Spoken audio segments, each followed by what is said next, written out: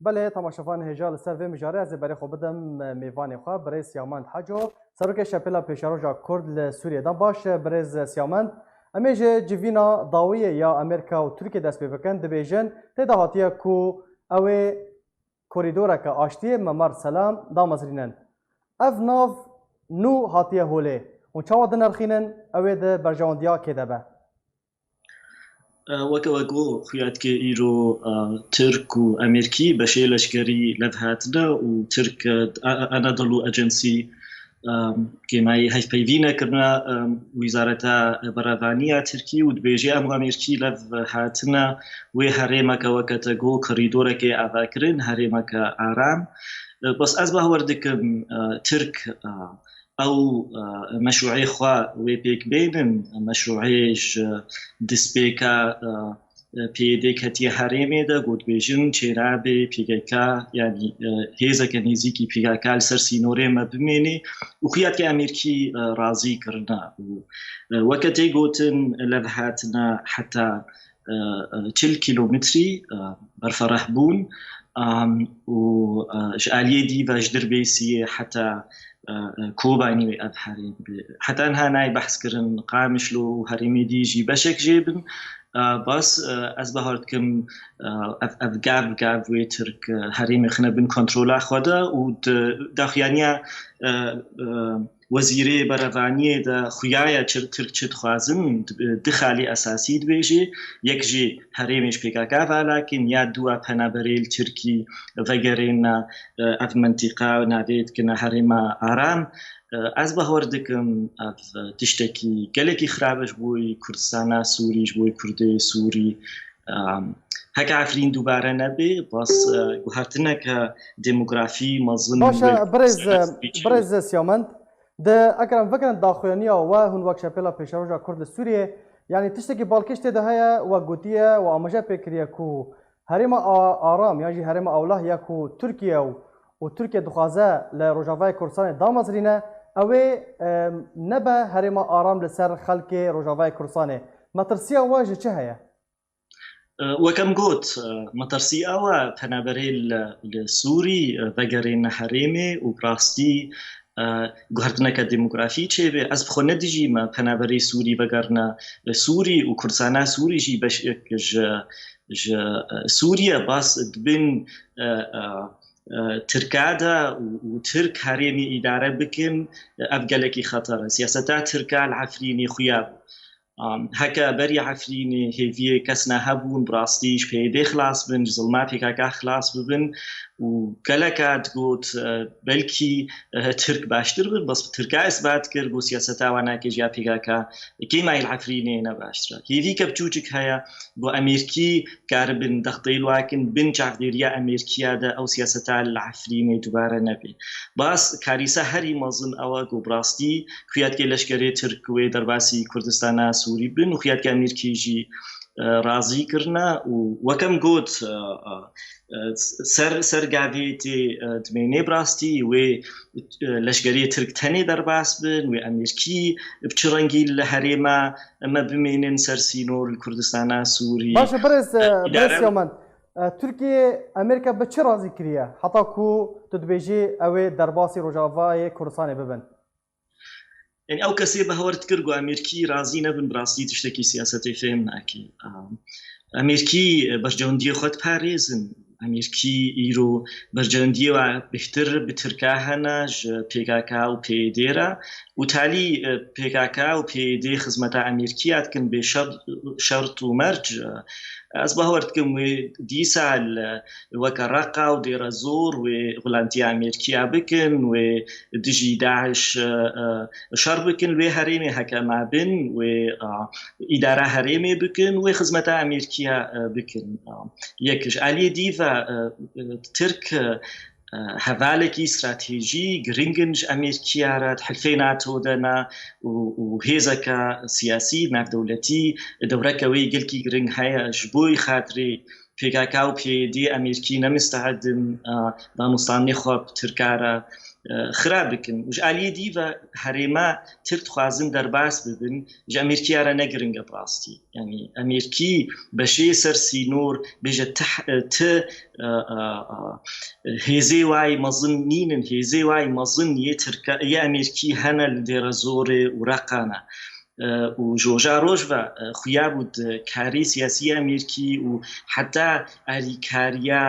اريكاريا كوماليت سيفير خيابو هريما كردي اريكاري بيجش بنينا داني ده جمارك مظن هزي واي جكداري الهريما كردي سوري هاون بهتري ورقا ودير زورن وكم قوت جلو ماشي خيابو تالي امريكي و ريبدنا تركا ذي هريمي بخنا بن كنترولا خو وجبوي خاطري بيكا كان مستعد يعني برس يومن برجوندي امريكا بتنه بقصديره شر داعش بو وشر داعش بضاويات ادينها برجوندي امريكا بقصديره نما وصايا وش روجا ما تقوت روجا بيوسيا امريكا نبيج يبيجي بي دي بيكاكا بيتشنا بالخوتكن تالي بيكاكا و بقول بنا امريكي و بيشتاخو بدنا وخيادكي ایرو هر دو وزارت براوانیا ترکی و امریکی لب هاتنا وی کاری بکن و خیاطی کمیته برس یومند از خوازم بیشتر زانبم جبر کود داخلانیا براوانیا ترکیه ده نهاتی اشکره کردن کول سر چل هفته کردن کوراهی یا ده هریما آرام و چند به تبی کو ناکوکی هنه هنگ دیویژن 14 هنگ دیویژن 5 هنگ دیویژن 32 به نرینات ده امریکا و ترکیه لسر چند کیلومتران لهفدو کرنه و ج کدری حتی کدری لخوا بگره او هریما آرام اف ندانه خویا کرن داخیانی خدا وکم گوت وزارت براوانی دخالی اساسی گوت نه بگراب هنابرا و نما بنا پیکاکا الحریم اف هات نظمان وزیر براوانی ترکی ایرو هفبيفينك دايا ودور داد بيجي ام داخواز امريكيات كن حتى 40 كيلومتري بدنا ما از باورد کم ج امریکا را حتی 40 کیلومتر جیوه نمشکله به لشکری ترک درباس به وکم گوت جوار گرینگا باشوری کردستان سوری یعنی باشوری 40 کیلومتر جوار گرینگا در زور و رقا جوار گرینگا او دورید بهوریا و ده هیزی داعش معنا او منطقه عرب جوار مهمه سیاست اخوا افضل على بهتر گرانبون خصنا به هریمه ده و نه هریمه کردستان سوری جبرولوجی از بهار ترک و امریکا حاضر بن حتی 40 کیلومتری بدنا بخنا بن كنترولا تركادا بس وكم قول لف هاتنا كوميتا كي خبر عبابكن وأف كوميتا وبرياري بوستيني بچرنجي أف هريمان عبيد كنا هريما آرام عباب بن كيجان لشكر كنترول بإدارة چاواري عباكرن چقا فرح بدريجبونا في هريمي چقاس بي أف حمود في كوميتا إيرو بريار سر هاتنا ستاندن وإينا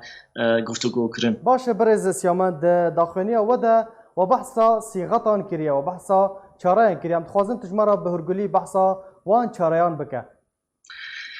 از بهارد کم اف پیشنهارم هنکی درنگد هیواسیا ده پیشنهاره که نیزیکی وی مکربو گره که هيد تسبيكا صالي دا تفكرا سياسي كردي يعني دا آلي أساسي هنا يكجي بي دي آلي كيفا كركا بيشنارين كربانا قو براسي ترك رازي كربانا و بيشناركا أساسي كربانا قو أو مستعدين خوش هريمي فكشين أو بيشنارا كرن بس 5 كيلومتر أمي تسليمي تركا كن خيابو ترك في قبول نكرن مسؤولكي أساسي في روشا إيروم تيدا بيكاكا و بي ديش آلية ديفت بهوريان دا انجمانان اجتماعي يا كرديجي كماسي كرن اف بيشنارا إيرو مكريا يعني يا هيفاسياجي وكم بونيزيكي ويبو مكر گرك انجمانان اجتماعي سركار كربانت كالي خوي دبلوماسي دا دانوستاني خدا گرك يعني گلكي كار كربانا از بينم هناكي قلس بود في كاري هذا اجبر ايرو يعني اف دو شغلي 4-5 هيبا خويات كي ويتر درباس ببن وگرك بيشنيارنا هاتبانج علي تفگرا كردي گو ترك رازي بوبانا وكاريبانا بيدي وامريكا جي رازي بكن اف نكرن بس ازي مسر برساتك جي بشارع ما او افهري ما ارام براس دي ارام به هجابي افنابي ارام لي بكند في بين صدو حفتي كيلومتر دريج بوناوي بي وفرح بوناوي ناكي سوه 5 كيلومتر امزان النحمو هرمي كردي دكفنا بندا بس عفرين جيد نافذا بس از باورت کم ام نکارن زیده 305 کیلومتر دعو بکن جبر نزیکی عفرینه ام زانن حلبة و ام نکارن بیجن حلب جی بش کجیگ و ام دعوا زیده 305 کیلومتر بکن بکوی وی هرمی جالیه دیو دوی لشگری ترک بهوری عمل دوی پیش نیاری دا خوش عفرینه زو وکشنن جبوی اوجی ببی بشک جوی هرمی یاس خلاصیه مقال کریه دوی پیکاکا و همو هزی نزیکی پیکاکا خو وکشنن هرمی جبر سبب که اساسیه و دوی ام جدی بکرن درسات ترکا گوج او لهیا خوی نتوید ترسن حتی پیکاکا شرکی چکدارید که ترکی مستحیل تر قبول بکن هزک نزیکی و ناکی سر سینوری سوری بمینی علی دی ما گوتید دوی اغهری ماها لشگرید بین کنترولا امریکیا فرنسیا وبريطانيا دوي او حمايتها ويبكن حتى وقتكي دوي وقتي او حمايتها في هريميتكن دوي هرم دوی اداره کنو وری آواکرین امزانن جبوی اداره وری آواکرین دستورک لازمه و انجمنان اجتماعی کردی به 2016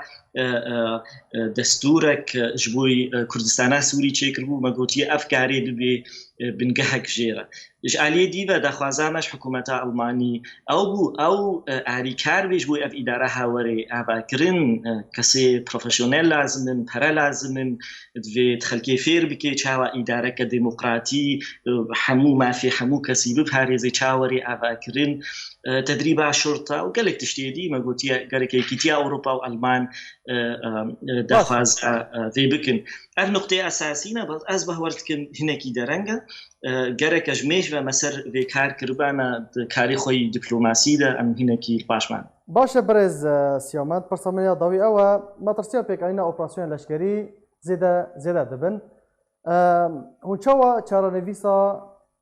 روجالات یانجی روجاوای کردستان و چاوا به بشش کوبانی حتی دیری که و همان سیناریوی عفرین دوباره به یان دنر نواده و اپراسیون سفکتر به و چاوا به